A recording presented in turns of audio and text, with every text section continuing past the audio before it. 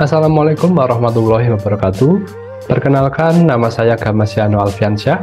Saya dosen di program studi Manajemen Informasi Kesehatan, jurusan Kesehatan Politeknik Negeri Jember. Pada kesempatan kali ini, saya akan menjelaskan salah satu mata kuliah yang saya ampu, yaitu Manajemen Mutu Pelayanan Kesehatan dengan menggunakan metode DIA, Delivery, Interaction, and Assessment.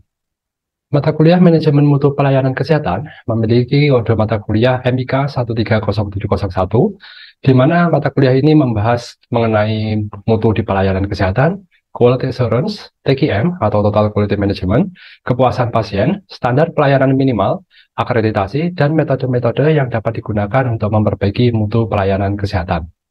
Mata kuliah ini memiliki bobot 3 SKS, yang terdiri dari 1 SKS teori dan 2 SKS praktikum, di mana mata kuliah ini ditempuh oleh mahasiswa semester 3.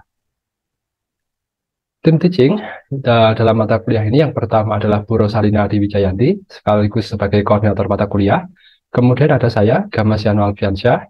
Yang ketiga, Bu Sylvia Juwita Suwari, SKM MKes, dan yang keempat, Bu Maya Wika Santi, SKM MKes.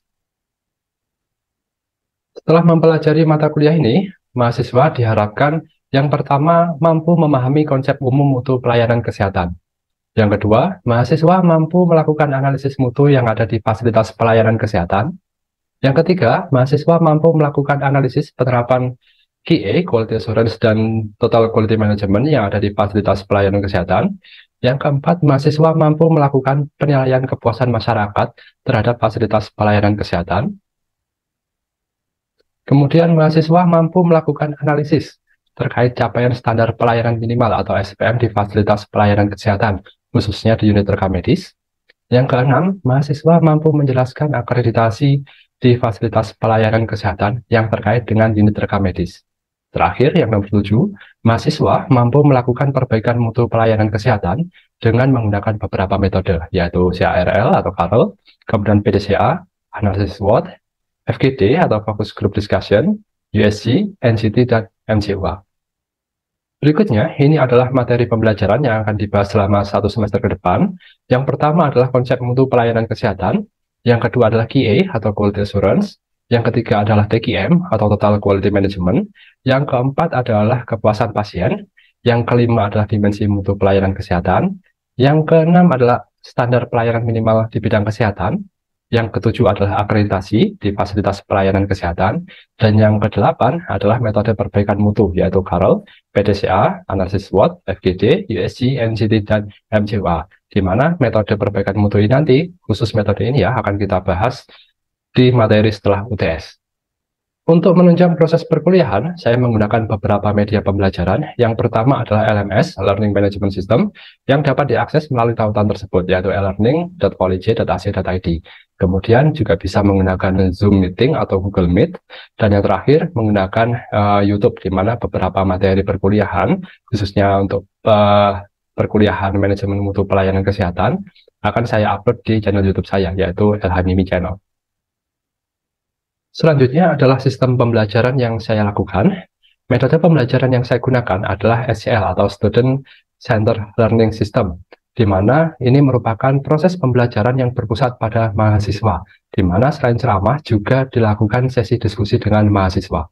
Di akhir perkuliahan, saya memberikan tugas praktikum atau tugas terstruktur berdasarkan kasus yang ada di fasilitas pelayanan kesehatan, sehingga mahasiswa memperoleh gambaran tentang permasalahan mutu yang ada di lapangan, di mana soal studi kasus ini atau problem-based learning ini kemudian diselesaikan dengan menggunakan metode collaborative learning, yaitu mahasiswa bekerja sama dalam kelompok kecil untuk menyelesaikan soal studi kasus atau problem-based learning tersebut. Selanjutnya adalah interaksi antara dosen dengan mahasiswa.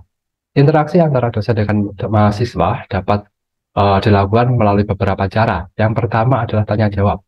Tanya jawab ini dapat dilakukan apabila mahasiswa kurang memahami tentang materi yang disampaikan oleh dosen saat perkuliahan maupun saat praktikum. Yang kedua, saat diskusi, misalnya ketika dibahas contoh soal tentang studi kasus. Kemudian yang ketiga, saat melaksanakan praktikum di lab.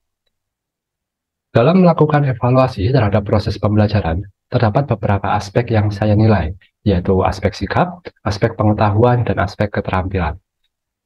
Aspek sikap saya nilai dari keaktifan mahasiswa dalam sesi diskusi dan cara mahasiswa dalam menyampaikan pendapatnya ketika sesi diskusi berlangsung. Selain itu, aspek sikap ini juga saya nilai dari tanggung jawab mahasiswa dalam menyelesaikan tugas yang diberikan. Misalnya, apakah mahasiswa mengumpulkan tugasnya sesuai dengan deadline ataukah malah melebihi deadline yang sudah ditentukan. Aspek yang kedua adalah aspek pengetahuan. Aspek pengetahuan ini saya nilai dari penguasaan materi oleh mahasiswa yang ditujukan ketika presentasi, diskusi, ujian tengah semester, dan juga ujian akhir semester. Yang ketiga adalah aspek keterampilan. Aspek keterampilan ini saya nilai dengan melihat kreativitas mahasiswa dalam memberikan saran dan solusi untuk meningkatkan mutu pelayanan di fasilitas pelayanan kesehatan. Selanjutnya, ini adalah bobot penilaian yang saya gunakan, yaitu UTS sebesar 20%, UAS sebesar 20%, dan praktikum atau case method sebesar 60%. Kemudian masing-masing persentase ini akan dijumlahkan, dan apabila nilai mahasiswa tersebut jumlahnya lebih dari 80, maka dia akan mendapatkan nilai mutu A. Apabila nilainya antara 76 sampai dengan 80, maka nilainya AB. Apabila nilainya 71 sampai dengan 75, maka nilainya B, dan begitu juga seterusnya. Adapun batas kelulusannya adalah nilai minimal C. Apabila nilai mahasiswa tersebut kurang dari 60, maka mahasiswa tersebut dapat mengikuti ujian perbaikan. Selanjutnya adalah referensi yang saya gunakan. Yang pertama adalah Keputusan Menteri Kesehatan nomor 129 tahun 2008 tentang standar pelayanan minimal rumah sakit. Yang kedua adalah Keputusan Menteri Kesehatan nomor HK 0107 Menkes 1128 tahun 2022 tentang standar akreditasi rumah sakit. Yang ketiga adalah Permenkes nomor 44 tahun 2016 tentang pedoman manajemen puskesmas. Kemudian POHAN dengan judul bukunya Jaminan Mutu Layanan Kesehatan. Ridro dengan judul bukunya FGD dalam penelitian kesehatan. Sabarguna dengan judul bukunya Quality Assurance Pelayanan Rumah Sakit. Kemudian Supriyanto dan Wulandari dengan judulnya Manajemen Mutu, dan terakhir adalah Wiono dengan judul bukunya Manajemen Mutu Pelayanan Kesehatan. Berikut ini adalah proses pembelajaran yang saya lakukan dalam mata kuliah Manajemen Mutu Pelayanan Kesehatan dengan topik bahasan metode USG, Urgency, Seriousness, dan Growth. Adapun capaian pembelajaran ini adalah mahasiswa mampu melakukan analisis USG terhadap masalah yang ada di fasilitas pelayanan kesehatan. Berikut cuplikannya.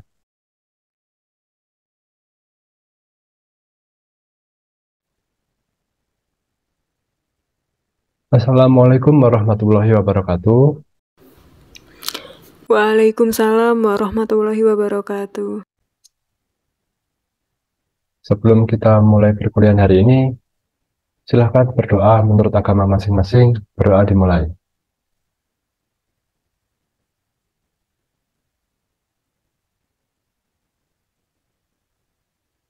Oke, selesai. Hari ini akan kita bahas mata kuliah Manajemen Mutu Pelayanan Kesehatan dengan salah satu topiknya yaitu metode USG, Urgency, Seriousness, dan Growth.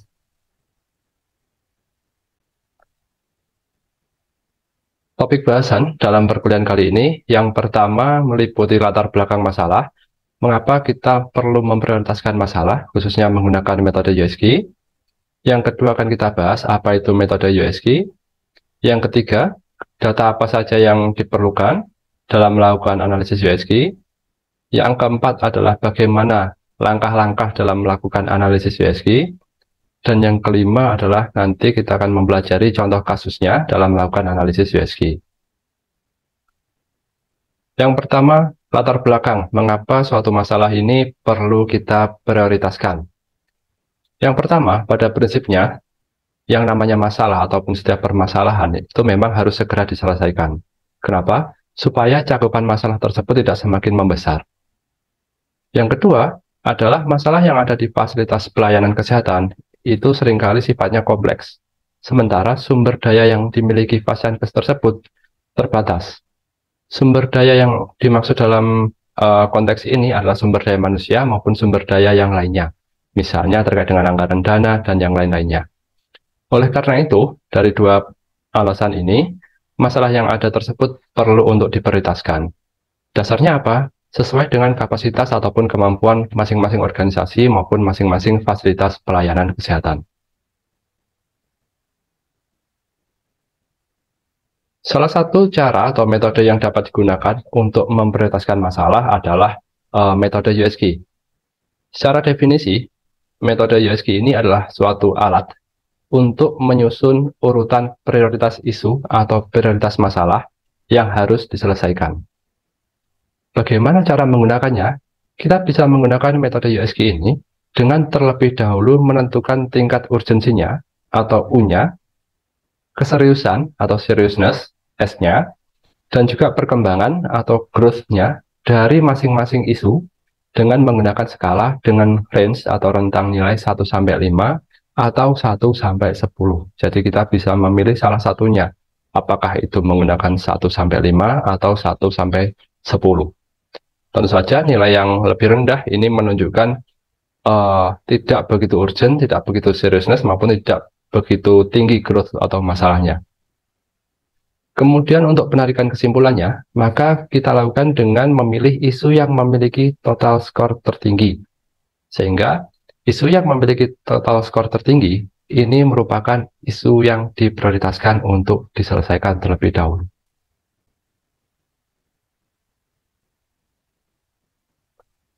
Sebelum masuk ke contoh atau studi kasus, kita pahami dulu masing-masing variabelnya, urgency, seriousness, dan growth.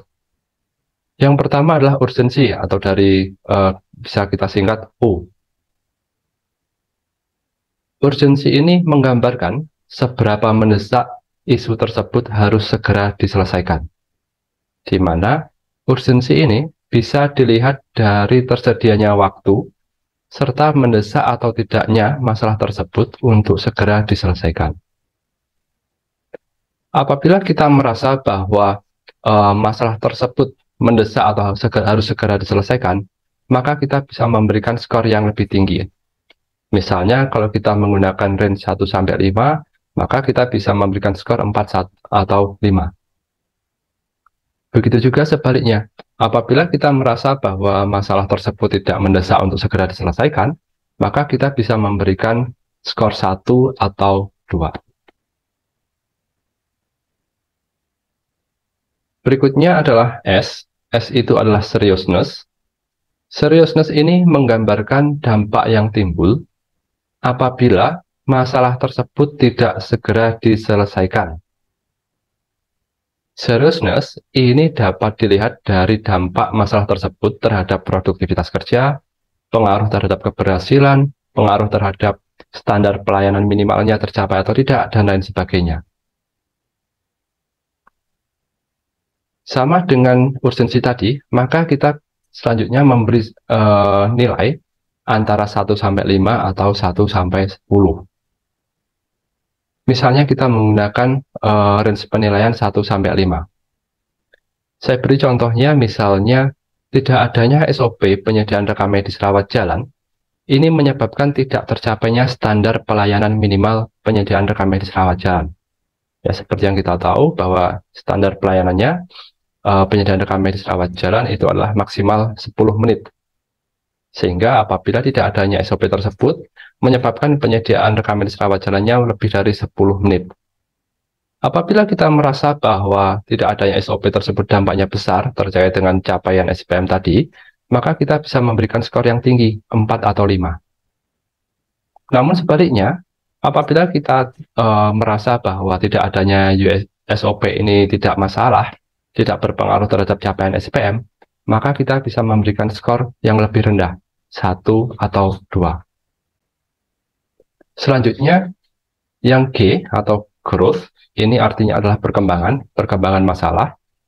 Growth ini menggambarkan seberapa besar kemungkinannya isu tersebut menjadi berkembang, semakin besar.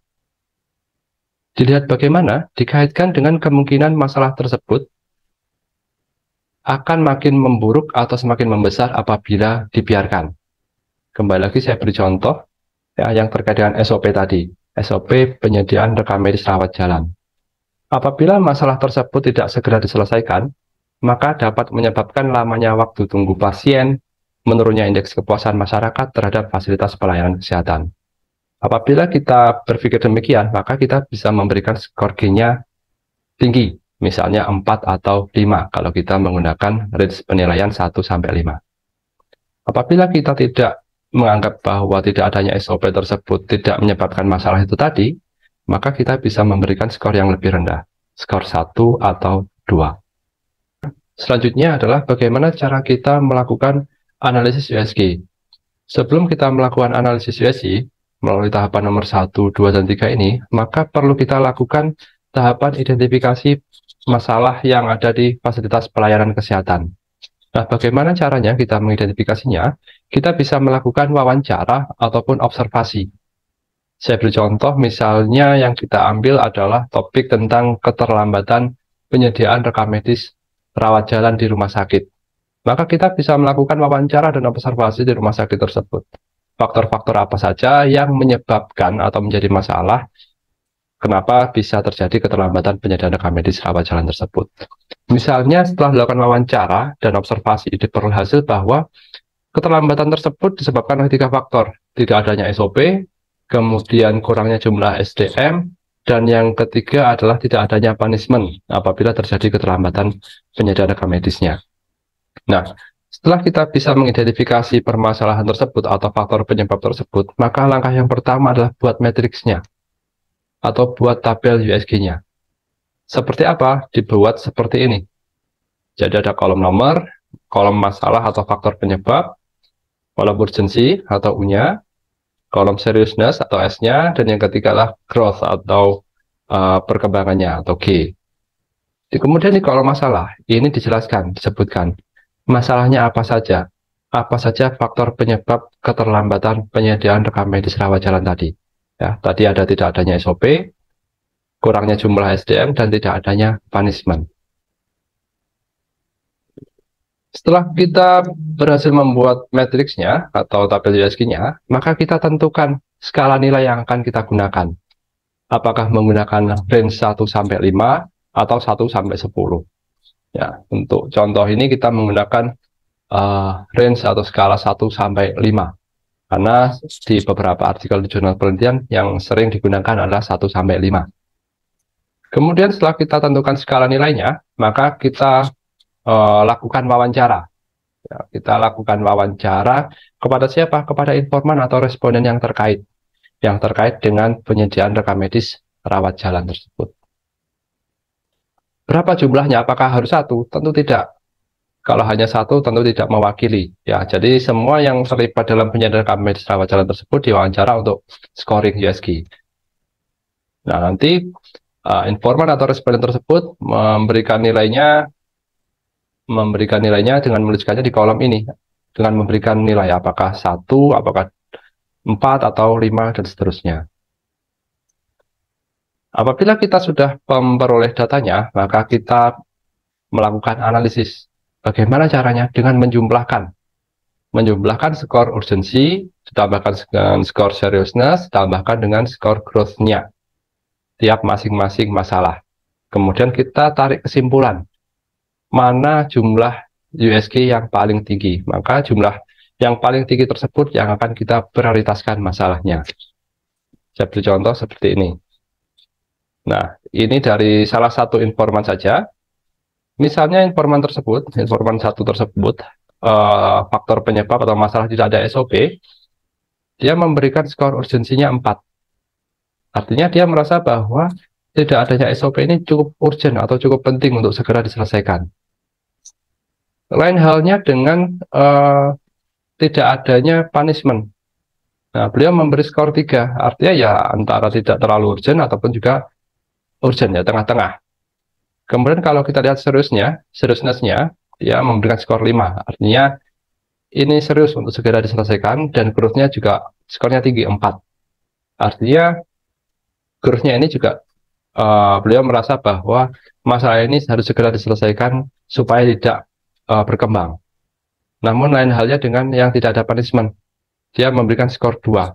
Artinya tidak ada punishment ini apabila tidak segera diselesaikan, cakupan masalahnya tidak akan terlalu meluas. Nah, kembali lagi bagaimana cara analisisnya? Kita tinggal menjumlahkan skor urgensi, ditambahkan seriousness, ditambahkan dengan growth-nya. Maka 4 ditambah 5 ditambah 4 ketemulah 13. Jadi 13 ini adalah skor USG untuk tidak ada SOP. Cara yang sama kita gunakan untuk masalah yang lainnya, kurangnya SDM dan tidak adanya punishment.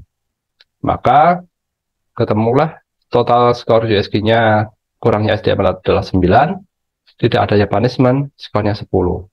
Maka kita bandingkan mana yang lebih tinggi. Maka kita simpulkan bahwa tidak adanya SOP ini adalah yang paling tinggi, sehingga ini adalah masalah yang diprioritaskan untuk segera diselesaikan. Artinya rumah sakit harus segera membuat dan mensosialisasikan SOP-nya supaya tidak terjadi keterlambatan penyediaan rekam medis rawat jalan. Apakah ada yang ditanyakan? Tidak ada ya, saya rasa cukup jelas. Nah, selanjutnya kita masuk ke contoh kasus. Ya, kalau ini lebih mudah karena hanya dari yang dianalisis dari satu orang atau satu orang informan. Nah, ini nanti akan ada analisis dari 4 orang informan. Di Puskesmas A diketahui masih sering mengalami misfile. Setelah dilakukan kajian atau penelitian oleh seorang mahasiswa, diketahui bahwa misfile tersebut disebabkan oleh beberapa faktor sebagai berikut.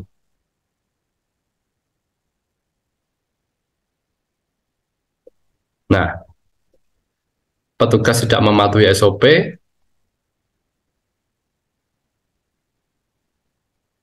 kurangnya pengetahuan, kemudian SOP tidak spesifik, hanya ada SOP pengelolaan rekam medis saja, rekan kerja tidak mengarahkan kerja sesuai dengan SOP, kemudian yang kelima, rak filing belum mencukupi untuk menyimpan dokumen rekam medis, yang keenam tidak adanya tracer, yang ketujuh tidak adanya buku ekspedisi, kemudian yang kedelapan tingkat pendidikan yang belum sesuai, yang kesembilan tidak semua petugas mendapatkan pelatihan, 10 petugas tidak pernah mencatat kejadian misfile, dan yang 11 petugas tidak pernah melakukan audit penyimpanan secara periodik. Jadi ini hasil dari USG 4 informan, dari PJRM-nya, petugas RM1, RM2, dan RM3.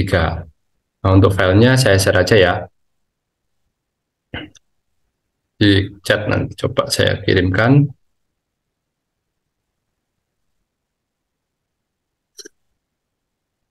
Silakan dicek di kolom chatnya, coba dianalisis. Manakah tiga masalah prioritas yang perlu untuk diselesaikan terlebih dahulu? Mau izin menjawab, Pak. Ya, silakan Anil. Untuk prioritas masalahnya itu, yang pertama, yang nomor satu, petugas tidak mematuhi SOP dengan total keseluruhan nilainya itu 46. Kalau yang prioritas kedua? Prioritas keduanya itu nomor 5, Pak. Ini, rak filing. Ya, rank failing belum mencukupi, dengan nilainya itu total skornya itu 42. Terus yang nomor 3 itu petugas tidak melakukan audit penyimpanan secara periodik, nomor 11. Bagaimana cara analisisnya, Nil? Jadi kan di sana itu ada 4 informan, kemudian masing-masing nilai dari USD masing-masing terinforman tersebut dijumlahkan menjadi satu, Pak. Seperti itu kan ada 11 masalah seperti itu. Untuk U-nya, untuk informan 1, 2, dan 3 itu, dan 4 dijumlahkan, begitu juga seterusnya itu, Pak. Maka kemudian akan ditemukan ranking dari 11 masalah yang ada tersebut. Oke, terima kasih Anil. Digna, apakah ada kesulitan atau jawabannya berbeda atau bagaimana, Digna? Jawaban saya yang prioritas pertama benar sih Pak, petugas tidak mematuhi SOP. Yang kedua? Kalau yang kedua, ya sama, petugas tidak melakukan audit. Itu nomor 2 apa 3, Digna?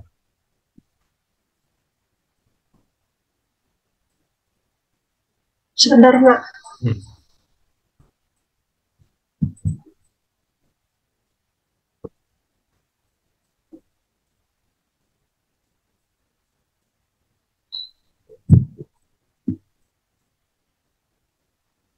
Nomor 3, Pak. Nomor 3, nomor 2-nya yang Yang nomor 5. nomor 5. Jadi untuk analisisnya seperti ini ya. Jadi tinggal ditambahkan aja ke samping. Ini hasil USG dari informan 1, kemudian ini USG-nya informan 2, USG informan 3, USG informan 4, sehingga nanti tinggal dijumlahkan saja. Seperti ini, sehingga tinggal tambahkan ke samping, sehingga menjumlahkannya ini berdasarkan masalahnya, bukan berdasarkan informan. Jadi karena yang di ranking itu adalah masalahnya. Gitu. Dari sini ada yang ditanyakan? Atau Anil tadi mau bertanya nih? Atau Linda? Pak, saya izin bertanya. Ya, Lin. Yang contoh sebelumnya, sebelum ada studi kasus ini, kan itu cuma 3 permasalahan ya Pak. Nah itu, ya ini, itu kan masalah A, B, dan C. Kalau ini kan diambil yang prioritas utama, yaitu masalah A, karena jumlah totalnya itu yang terbesar. Nah, ketika masuk studi kasus itu kan adalah ada 11 permasalahan. Nah, itu mengapa diambil 3 ranking yang terbesar, Pak? Kenapa nggak hanya prioritas masalah yang utama saja, Pak? Yaitu petugas tidak mematuhi SOP. Iya, pertanyaannya bagus ya. Kenapa tidak hanya diambil yang nomor 1 saja? Karena itu memang prioritas yang paling tinggi nilainya. Ya, kenapa diambil 3? Karena yang poin 2 dan 3 ini bisa dikatakan sebagai cadangan ya, untuk berjaga-jaga. Karena bisa jadi prioritas yang pertama hasil USG, katakanlah tadi yang petugas tidak mematuhi SOP misalnya. Bisa jadi yang prioritas nomor 1 ini belum tentu bisa diselesaikan oleh puskesmas saat itu. Sehingga apabila yang nomor 1 itu atau prioritas tertinggi ini belum bisa diselesaikan masalahnya, maka turun ke peringkat keduanya.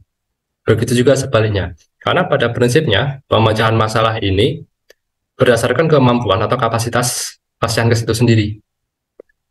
Bisa jadi merubah perilaku petugas yang tidak mematuhi SOP ini cukup sulit. Sehingga dilakukan dulu prioritas yang kedua, rak filingnya dipenuhi terlebih dahulu. Siapa tahu dengan mencukupi kebutuhan rak filingnya, perilaku petugasnya akan berubah. Demikian. Cukup, Linda? Cukup, Pak. Paham, terima kasih. Ya. Kemudian, kalau tidak ada yang ditanyakan lagi, referensi yang saya gunakan ini menggunakan Peraturan Menteri Kesehatan Nomor 44 Tahun 2016 tentang Pedoman Manajemen Puskesmas. Di sana dijelaskan juga tentang USG dan metode yang lain, misalnya Fishbone dan sebagainya. Kurang lebih ini untuk materi perkuliahan hari ini. Semoga bermanfaat. Saya akhiri. Assalamualaikum warahmatullahi wabarakatuh.